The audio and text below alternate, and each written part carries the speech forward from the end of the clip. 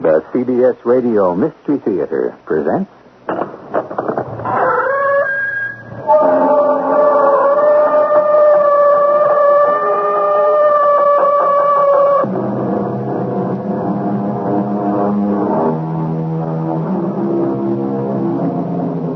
Come in.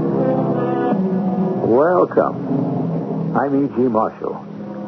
We sort of pride ourselves on the many kinds of unusual crime stories we bring you on this mysterious theater of the mind. The murder mystery, the ghost mystery, the robbery mystery, and so many, many more. But no anthology of the wayward and the wicked can be complete without the Western mystery. And today's author is probably the best-loved writer of authentic Westerns, Bret Harte. So hang on to your saddle. And here goes. Good. And I think we got here just in time. Who's that back there? Sam Green. It's me, Mrs. Baker. Why, so it is.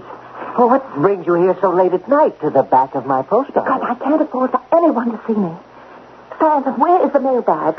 Well, inside, of course. The stage is waiting for Well, I you. better take a good look at that mailbag before you send it on. Why? Because if everything isn't in order, Stanton, it could mean jail for you. And the end of me being the postmistress of Laurel Run.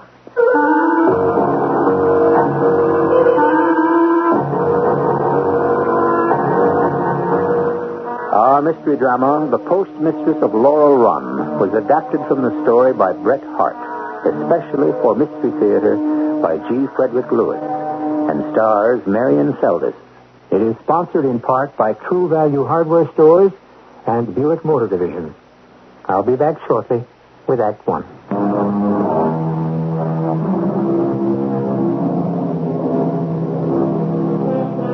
It's 1890 in Custer Country, where General George A. Custer made his last stand in Montana. You heard of that. Only these days, it's pretty peaceful at Laurel Run. About the most exciting thing that happens here is the daily arrival of the mail stage. Not that most folks hereabouts get any letters, but just the same, every cowboy, cowhand, ranger, and rancher somehow show up when the mail stage passes through. Could it be because the postmaster is a woman? Yep, that's a fact. The postmaster of Laurel Run is a postmistress, Mrs. Betty Baker, a widow. And let me tell you, mighty purty. Here you are, Mrs. Baker. Here's your mailbag. Have a good day, pretty lady. Hi.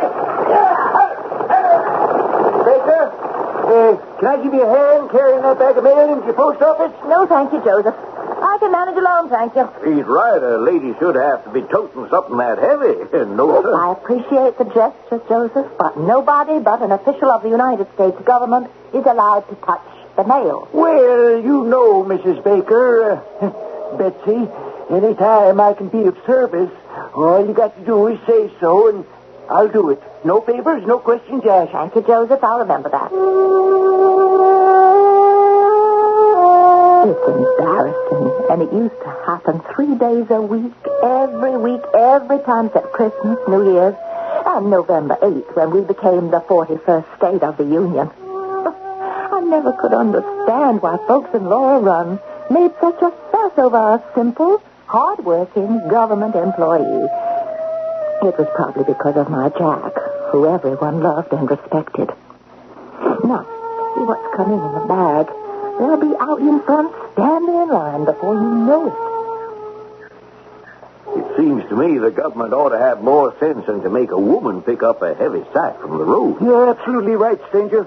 Ain't fitting. The government ought to hand it over to her like it's befitting to a lady. It's Charlie, the expressman's fault. He is certainly lacking in feelings for a lady. Don't know as I can agree with you exactly.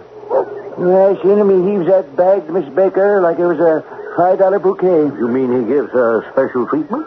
It's not all Charlie gives her. Haul up to this outside window with me, little one, and have a look. Oh? Go ahead, peek in. I've seen it before.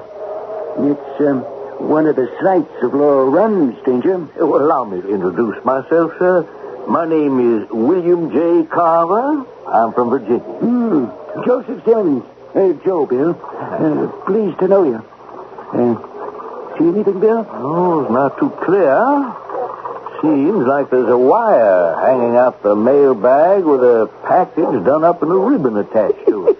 What I tell you, it happens every mail.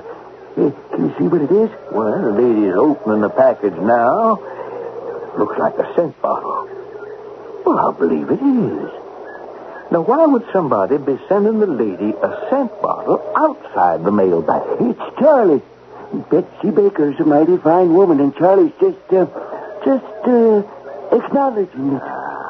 She's got the mail bag open now. Oh, there's another little package all tied up in ribbon. Oh, hey, let me see, Carver. Oh, the inside one's from Stanton Green, postmaster up the road. Oh, he give her a gold brooch, it looks like. And 2 red, white, and blue circus tickets. Circus tickets? Yep, from Stanton Green, the postmaster of Hickory Hill. He's got all them city ways.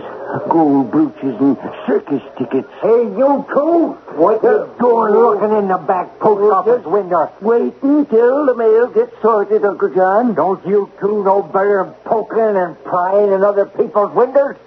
Move over. Let me see. Uncle, this is Bill Carver from Virginia. How do? This is Uncle John. You can call him that. Everybody does. Uncle John's the sheriff. Well, people like her, boy. She's a real likable widder. You gentlemen can amuse yourselves looking in windows. I got better things to do. Well, like what, sir? I'm always partial to better things. Like bellying up to the bar. The only thing about running the post office I didn't like were all those official-looking instructions from the general post office. So I'd send them on to Stanton Green at Hickory Hill to explain for me. And he'd send them back on a 9:30 omnibus way bag saying, don't bother with this or hogwash. Then came that second letter about Rule 47. Well, who knew what Rule 47 was? And then a third letter about what happened to the missing money order. Well, how dare they? Well, I wrote to Stanton saying I'd resign unless they took that one back. He never even answered that one. Thank you, Harry. Here's yours, Uncle. Yours, Bill. Yep. I raise my glass to the widow's health. And to her departed husband, Jack. To his memory. There was sure one brave man. Joe, Uncle, you wouldn't care to tell me about it, would you? Well, sure. It was just 14 months ago. Jack Baker was foreman of the Last Chance, the copper mine up in Burnt Ridge. I ran all the way to that little house he'd bought for Betsy when I heard about it. Yes! There's been a cave-in at the mine. Which end? The Timber 5. Oh. Jack, what does it mean? I gotta go there, honey. They figure 15 men down there. I'm going in after them. But the tunnel entrance is all closed off, Jack. Want me to organize a digging party? Do that, Uncle. Pronto. Have them start at 5 N. Betsy, where's my ladder? Here, Jack, let me light it for you. I think we got a chance. There's a way out at the back of Timber 9. I'm going in there and see if I can show the way to the boys. Timber 9? Well, that entrance was closed off years ago. That's what everybody thinks. Bye, Betsy. Don't you worry now. Oh, don't you worry about me, Jack. You go help the men. I'll be waiting for you here. Jack, Betsy said, go help the men. I'll be waiting for you here. And she did, Carver. Waited a whole year in that little house. And we all respected her for that. To show how much, the whole town got together and built her a post office. The only public building we got in Laurel. Drink up. My old Ingersoll tells me it's just 5 minutes before the little lady opens the mail window. You coming, Carver? Why, certainly, sir. I wouldn't miss it.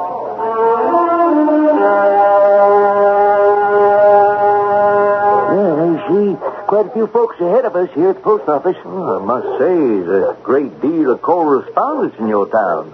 You got into the habit.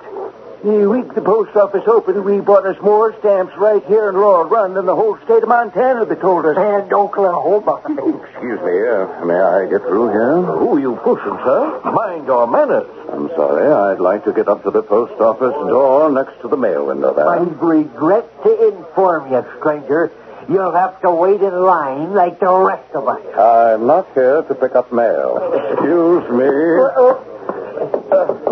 Mrs. Baker, would you let me in, please? Window's not open yet. 5 more minutes. I'll be ready to distribute the mail. Mrs. Baker, this is Harry Holm from San Francisco. Would you open the door next to the mail window, please? May I come in, please? You please take your foot out of that door. You can't come in here. I am in. Good morning, Mrs. Baker. What, if I may ask, is that wire tied to the outside of the mailbag? How dare you touch that? How dare you come in here? Who are you anyway? Get outside at once. I'm afraid you don't know me after all. I'm Harry Holm, the department agent from the San Francisco office. I'm afraid my note of advice number 201 seems to have been miscarried. How do I know you are who you say you are? Well, here's my shield and identification, Mrs. Baker. I should have explained. I shall have to ask you to open that mail window and inform your customers that the post office is closed for the day. Closed for the day? You and I have a problem. So, please tell them to go away. Right now? If you don't mind. Well, it's about time. Hello, lovely lady. How much are your dollar stamps today? I'm sorry, but the post office won't be open for business today. Come back tomorrow. Oh, what do you mean? Now, Mr. Harry Holm, if you don't mind, will you be so kind as to tell me what the government thinks it's doing? Closing my mail window? There has been a series of embezzlements between Hickory Hill and Laurel Run. Somebody stole Embezzlement. A great deal of money missing. Are you accusing me? Oh, no. I'm afraid I have to tell you this post office is now closed down.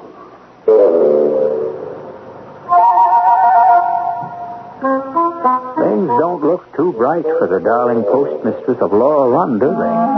But then, Montana had a historical reputation to make you or break you. Like when the homesteaders couldn't beat the bad weather and the grasshoppers, they abandoned their farms, leaving behind them the motto, "In God we trust, in Montana we bust." But a postal official accused of stealing, that was worse than famine, flood, or foreclosure. I'll be back shortly with better news, I hope, in Act 2. Here we are in Laurel Run, Montana, and a strange little post office that sells more stamps than anybody uses. So popular is the postmistress that folks have been known to take a ride up to the next town to mail letters to themselves, which they could pick up at Laurel Run, just to get a smile from the widow Baker and pass the time of day. But all that would be over now, for the post office was closed. By what authority, Mr. Holmes? By the authority of the department itself, Mrs. Baker. I think we should start with the irregularities. That wire sticking out of the mailbag, for instance. Oh, that's only Charlie, the express man. His foolishness, Mr. Holmes. He thinks it's smart to tie some nonsense on that bag when he drops it off. Well, so long as it doesn't meddle with the inside of the bag. Well, nobody would ever do that, sir. Now, about the embezzlements. My business in Laurel Run is to take your place tonight in receiving the Omnibus Way bag. That gets here at 9:30, doesn't it? Yes, sir. But it never has anything for us, except notifications from the Hickory Hill post office. Well, tonight I shall receive the bag, open it, and dispatch it again. If you like, you can have the evening off. Oh, no, there are people who come in for letters. I thought you said there were no letters at that time. No, but, well, the boys come just the same. Oh, they do they? Well, imagine my goodness, when you open the window and they see you. What do you find so amusing? They'll be crowding round the mail window and expecting my face, and instead it'll be you with your big red beard. I should like to refer you to my first communication. Have you got it handy? No, I'm afraid, Mr. Holmes, after all, I haven't been at this job very long, and We know all that, Mrs. Baker. Post office was built in memory of your late husband. We know all that. But where is the letter? See, what I'm trying to say is, I don't always understand the official letters, and so, well, I don't happen to have that letter here right now. See, when I see an official letter, well, usually I just open it. Usually. And then I send it on to another, more experienced postmaster, and then he lets me know what I'm supposed to do. You sent my letter of last week to someone else?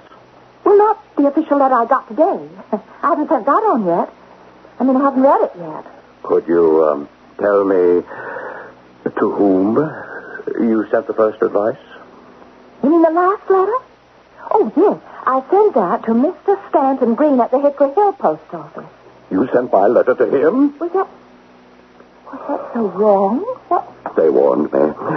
They told me when I left San Francisco that I would be charmed by the postmistress of Laurel Run, that she had racked up sales of more postage in 1 month than 50 other post offices in Montana, and that she was indeed obliging and would be most helpful. I am. Most helpful. I know that. But you helped the wrong man. I was so upset, I didn't know what to say. How could dear Stanton Green be the wrong man, while he had known Jack for years and years? He wouldn't ever do anything to hurt me. Now, this horrible man, this special agent from San Francisco, he was practically saying we were in what do you call it? Collusion? Yes, collusion. No, please, no. I said no such thing. Stanton's always been extremely helpful, and if you think those official departmental letters are easy to understand, sometimes they make my head ache. Now, please, Mrs. Baker, you have unwittingly... Stanton's an old hand at post office running. He always tells me what I should do. You have unwittingly given information to a man who the government suspects of peculation. Without knowing it, you have warned the postmaster of Hickory Hill that he is suspected. In plain words, Mrs. Baker, we have traced the disappearance of money letters to a point between his post office and yours. Oh, my goodness. Oh, dear, what are we going to do? What am I going to do? Just as I ask you to do, so that we can apprehend the man. But you don't understand. It's not as easy as that. Stanton, I mean, Mr. Green, he likes me. He's always sending me little gifts. Oh, dear. It should not interfere with your duty, Mrs. Baker. It doesn't. It only makes it harder. I hope, like you, that we are mistaken. Now, when I open the 9:30 evening mail bag in this office tonight, and if I do not find a certain decoy money letter in it, which was last checked at Heavy Tree Crossing, well, then I shall know where to look for it. Oh, this is awful. I really never encouraged him to be friendly. He just was, that's all. Mrs. Baker, you have nothing to fear. I would say your thoughtlessness and ignorance of the rules have contributed to show your own innocence. Well, I should hope so. Only you, Mrs. Baker, know the real reason for my visit here. I'll leave you alone for a while to divert suspicion. You will come as usual this evening and be seen by your friends, customers. I will only be here when the bag arrives to open it. Goodbye, Mrs. Baker. Oh, it's a nasty business. But believe me, I've seen a lot worse. I didn't know whether to be sad or angry. to be a postmaster a little over a month, and this has to happen? Stanton Green, a thief? Why, he was one of the boys Jack had helped out of the mine. Of course, now I think of it, there's always been talk of Stanton's fast living and high spending. But to put your fingers in Uncle Sam's own cookie jar? What would my Jack have said? What would he have done? 6 o'clock. In 3.5 hours, Harry Holmes is going to find out the worst. You're crazy. It's all right to be patriotic, but you can be accurate, too. It is a known fact, sir, that George Washington was a Virginian and a gentleman farmer. History is full of lies like that. Well, I'll grant you, he could have been a gentleman, but a farmer? Never. Never had it in his blood. Since I am a mere visitor to your fine town, Uncle John, I shall refrain from argument. Ooh, there. Isn't that a familiar face approaching the bar? Bartender, I'll have a whiskey. Hey, ain't I seen you somewheres before, young fella? I'm not sure. This is my first visit to Laurel's Run. Aren't you the man, sir, who pushed yourself up to the head of the line at the post office this afternoon? That's where it was. That's where I seen you. You was not particularly polite. I'm sorry, I had some urgent business. Where are you from, sir? In California, San Francisco. Don't they teach you better manners than that in California, San Francisco? I'm not itching to quarrel, and I'd appreciate the same restraint from you. Bartender, where's that whiskey? Uncle John, this man from California, San Francisco needs a little comeuppance, it seems to me. What urgent business did you have with Mrs. Baker, sir? Thank you, Bartender. That, I may say, is none of your business. You leave Mrs. Baker to me. Where I come from, sir, you are impugning the reputation of a lady. Put up your duke, sir. Hey! Who fired that gun? He did. This man here. You got a revolver on you, stranger? Well, as a matter of fact, I have. But I was standing right here at the bar with a glass in my hand. I couldn't have fired that. Stranger, I'm taking you in on suspicion. Put down your drink. Put up your hand. But you taking this rapscallion to jail, Sheriff Uncle John? No, ain't got a jail. But the back room where Harry keeps the barrels will do. It's got a lock on it. Yeah, but Sheriff, you've got the wrong man. I didn't fire my revolver. Here, look, smell the barrel. Stop waving that around. I'll take it. By the powers vested in me as Sheriff of Laurel Run, unless you can identify yourself and explain for what reason you're in this town, I hereby arrest you in the name of the state of Montana on the charge of vagrancy and unlawful use of firearms. Anything to say for yourself? No, nothing. 6:15. I went to the iron office safe, and I took out my private safe box with all the gold and silver Jack and I had saved. Then I took a sheet of postage stamps, rolled it up, stuck it under my cloak, and went out the back door. Joe Simmons had a Mustang. I was sure he wouldn't mind if I borrowed it. Shh, Blue Lightning. You know me. It's Betsy Baker. Hey, someone out there in the barn. I'm your friend. Who's that over there in the straw? Come on out, I see you. Oh, hi, Betsy, Mrs. Baker. What are you doing here? Oh, I know. You come visiting. Well, in a way, yes, Joseph. Betsy Baker, since when do you have to hide your feelings with me? Oh, you don't understand. And hiding in my barn, too. Joe, can I swear you to secrecy? Whatever's your secret's my secret. I need a Mustang. What? I need Blue Lightning. Immediately.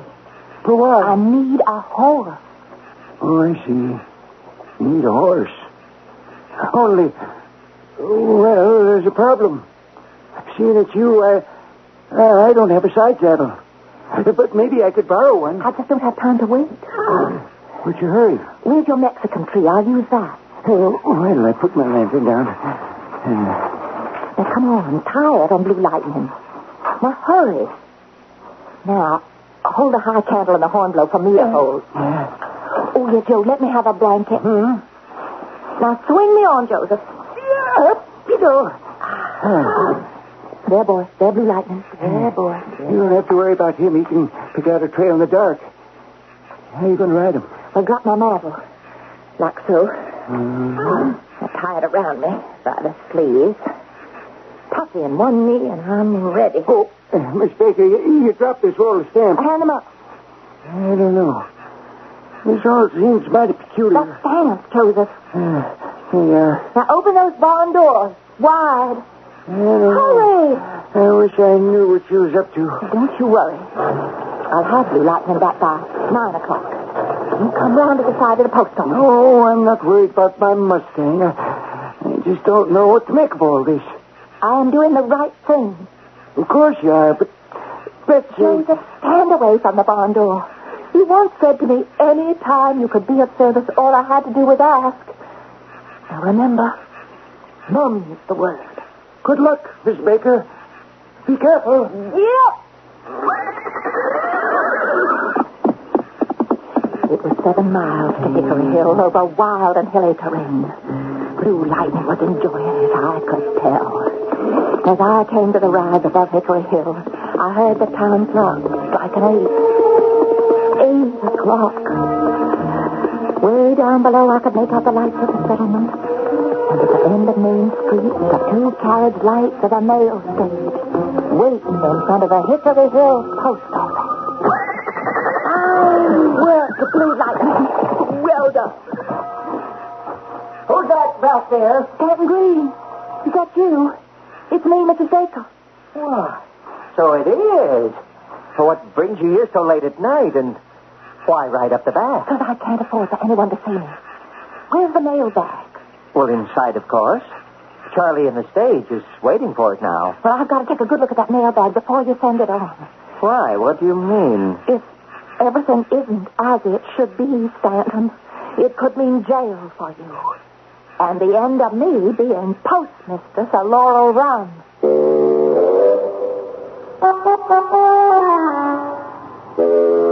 Josh Billings, who knew the Old West, its men and its women, used to say, if you want a way to get along with women, your best way is not to get in their way. And isn't it the truth when you watch how Betsy Baker is aiming to right a wrong her way? We'll see how good her aim is when I return shortly with Act 3.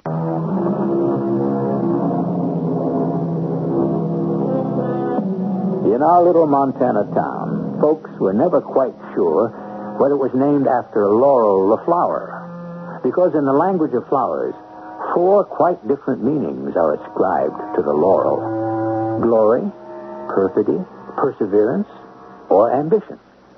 I'd say it's up to you to decide which most represents Laurel Run. Or was the town named for all 4? Stanton, close the door quietly. Oh, what's it all about? Where is the money letter that came in that omnibus way bag? What do you mean? I mean, it's a decoy, Stanton Green. A decoy. It has been checked back at Heather Tree Crossing. I mean, that special agent, Mr. Holm of San Francisco, is going to be waiting in my office in Laurel just to find out if you've taken it. Taken it? Taken what? Stanton, this is not the time for prevarications. Where is it? In my desk.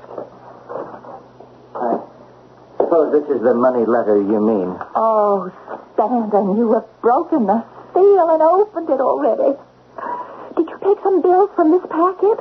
No, I was owing some money. The collector was here. He was getting nasty, so I did. I took some money from the packet and gave it to him. He saw you stealing from the U.S. mail? He thought the packet was addressed to me. I told him a friend had sent it. Oh, stealing and lying? But I was going to make it up by the next mail. I swear it. How much have you taken? Only a trifle. How much? $100. Oh, A whole $100. Oh, my. Oh, what are you doing? I brought my own money with me. Was it in 10s or 20s? 20s. Well, here. You take these 5 20s, you put them in the pack. Where are you going? Just to get the sealing wax to seal up the Oh, packet you're again. a fool. Mr. Holmes won't be taken in by that. Leave it broken. As long as the money is found in the bag, the package could have come apart accidentally. Hand me 2 more bundles of letters. Stamp them, put them, and muss them up. That could have happened inside the bag. Now, give me something real heavy. Yes, that weight there on the table. The big brass one. The 2-pounder? Yes, I'm going to wrap that up in lots of paper. I'm going to address it to myself, and I just glue all these stamps that I brought onto it. And into the bag it goes. Now, that thing could have been bouncing around in there and done all the damage. While I'm doing this, would you please go out and tell Charlie to come in here? And then you make yourself scarce. I'll tell him to come in here right away. What, Mrs. Baker, what are you doing in Hickory Hill? Hush, you haven't seen me. I haven't. Oh, no, of course not. I haven't. There's a big San Francisco swell taking my place at Laurel tonight, Charlie. Yes, ma'am? And it's a pity that the omnibus way bag just happened to get such a shaking up and such a banging up already coming this far. Yeah, it did? Oh, yes, it did. And it would be just awful if that special agent opened the bag in Laurel and found things kind of mixed up. Oh, I just hate to give so much trouble to a city fella from San Francisco, wouldn't you? No, sir, ma'am. That ain't like you at all. So when you have this omnibus way bag on your stage, Charlie, you be particularly careful on my account. Oh, yes, Mrs. Baker. If that bag should just happen to tumble off the stage a dozen times between here and Laurel Run, I'd hop down and pick it up myself every time. Thank you, Charlie. Oh, sure, real pleasure, Mrs. Baker. Now, take the bag, Charlie. Why, aren't you coming back to Laurel on the stage with us? Well, of course not. I'm not here, don't you see? You're not here. Oh, yes, sir, I see. You're not here. Of course not. Now, the mailbag's all locked up. Now, you be careful with it. Oh, I am sorry. It just fell right out of my hands. Have a good trip.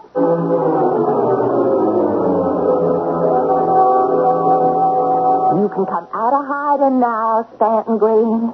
Betsy. Oh, my Betsy. Well, what are you talking about? Would you get up off your knees? Listen to me, Betsy. I am ruined, I know. Even though you have just saved me from detection and disgrace, I have been mad. A fool to have done what I've done. I know that. Green, would you take your hands off me this instant? I won't let go of you until you promise to hear me out. Go ahead, as if there could be a sane reason. But you don't know why I did it. You have no idea of the temptation that has driven me to it. Betsy. Don't you bet to me anymore. Mrs. Baker will do. Mrs. Baker, I have been striving to get money honestly, dishonestly, anyway. But why do that? Look well in your eyes. Oh, do you think brooches and circus tickets make that difference to me? Or all the other foolishness you've been sending me? I know it's hard to understand, but whatever I did to look well in your eyes, to make myself worthy of you, to make myself rich, to be able to afford you a home and take you away from Laurel Run. Now on your knees again. It was all for you. It was all for love of you. Betsy, my darling. Stop that. Will you stop pulling at my feet? Haven't you any pride? Listen to me. Leave me be, you loony, or I'll scream. What did you come riding over here for, then? What did you take all this risk for? Why did you rush over here to share my disgrace? Now, you're as much mixed up in this as I am. Why did you do that? If you didn't calculate to share everything else with me, what did you come here for, then, if not for me? What did I come here for? What did I come here for?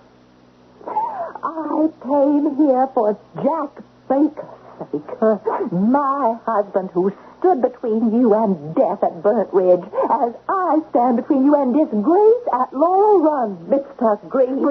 Yes. My Jack Baker lying under half a Burnt Ridge. But meaning more to me today than any man anywhere, standing or kneeling or crawling. That's what. Oh, Mrs. Baker,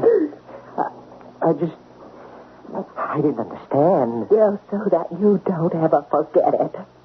I came here as Jack Baker's living wife to carry on dead Jack Baker's work.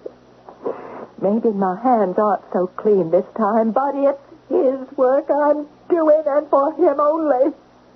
That's why I came here, you dumb Stanton Green. That's what I live for every day, for his honor, to be up to him, his example always. Me, Betsy Baker. I see, Mrs. Baker. I do see. I'll pay you back every cent. I know you will. Goodbye. Do you have to go already? Yep. I'm going to run Blue Lightning against Charlie on the stage and break the record.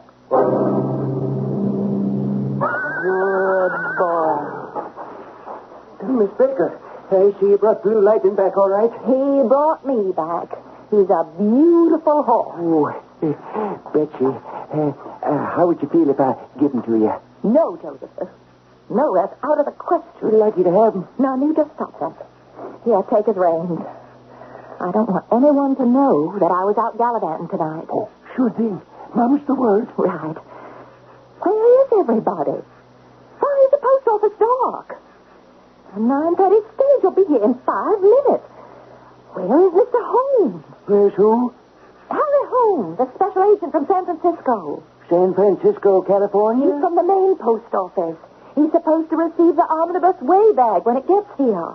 Oh, is he tall, has a big red beard and sideburns, and was meeting with you in the post office this afternoon? Yes, where is he? Well, I'll tell you, Mrs. Baker, it's a long story.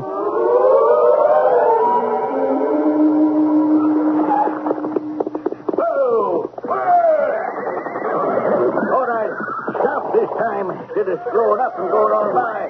Where's Mrs. Baker? She's not here right now. I'm Harry Holmes, special agent. Here's my badge. I'll receive the bag, thank you. Suits me. Here you are, sir. Oh, it did it again. I'm very sorry, mister. Been having a lot of trouble with this way bag all the way down. You'll have to ballast your next when I make a new contract with the company. All right, thank you. I'll take care of it. Yeah, she's heavy. You better drag the darn thing. On the table you go. Oh, son of a gun, it is heavy. Oh, Mrs. Baker, I didn't see you standing there. Well, of course. After all, I'm interested. It isn't the prescribed way. We like our mail to be handled, but since time is short, I'm dumping everything out onto the table.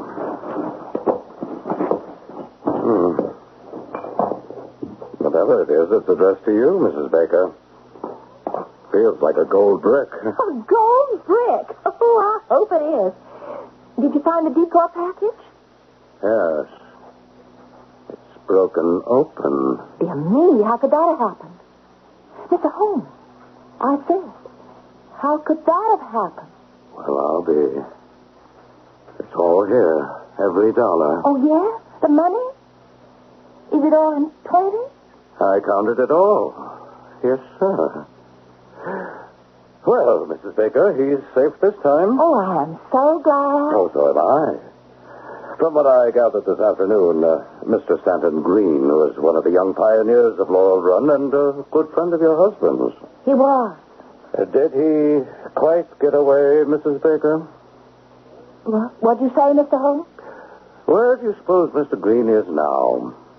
Oh, I'm sure I don't know what you're talking about. Mrs. Baker, I've had a very interesting day here in Laurel Run. Well, I'm glad to hear it, Mr. Holmes. I hope everyone made you feel welcome. Oh, they sure did.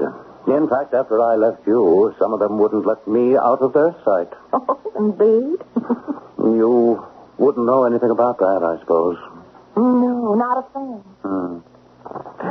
Mrs. Baker, I'll say this. You're all right. And I can well understand why folks around here admire you. Well, thank you, sir. I try to run a good post office. I'm sure you do.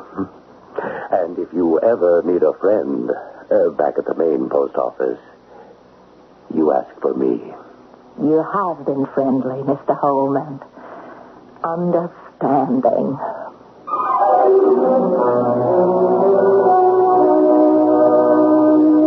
It was, in case you would care to know, the very last time there was any need for anyone to look over Betsy Baker's shoulder to see how well her post office was being run.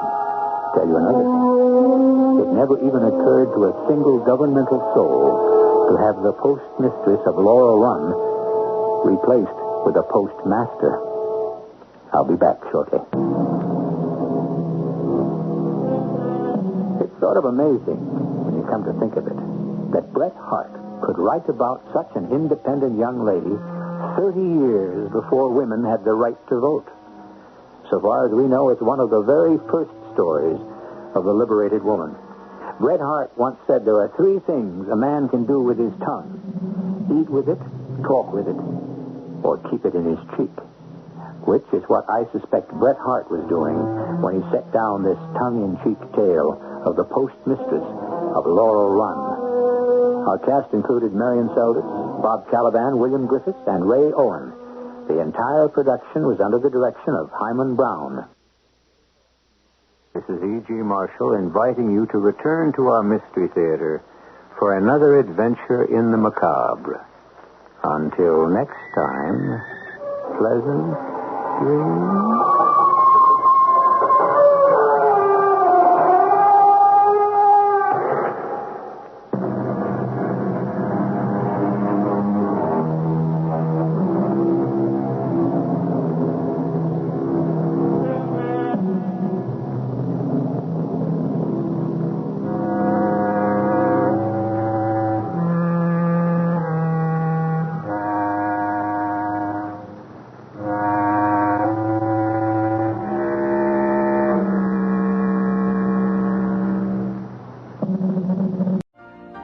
You've been listening to the OTR Gold Network.